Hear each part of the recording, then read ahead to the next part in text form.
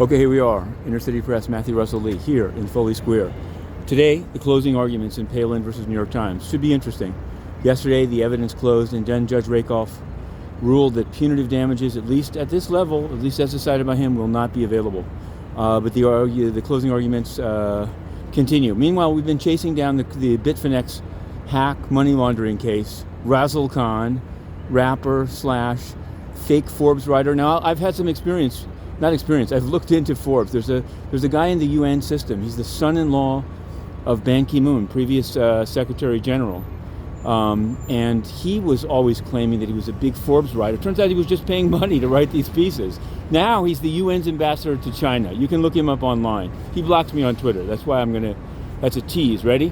Which is also so that case has moved. Let me finish on that. That case has moved down to D.C. Not only is it moved to D.C. now, Lichtenstein and Heather Morgan, a.k.a. Razzle Khan, are heading down to D.C. Judge Beryl Howell signed an order to bring them down to D.C. for hearing. It was going to be today. Now it's going to be Monday in person.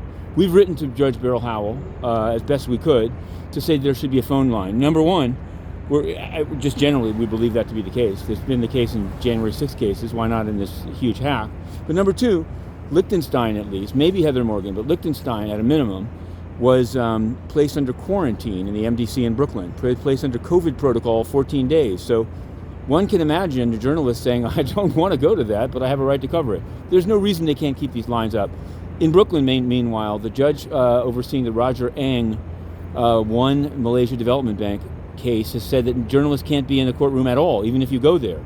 We're going to check it out. More on that anon. Anyway, back to the Genocide Olympics.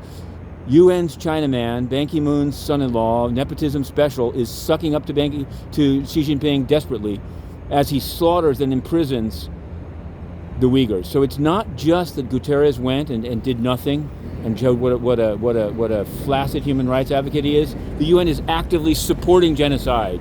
Yes, check it out. You can find him. Inner City Press, Matthew Russell Lee, to be continued.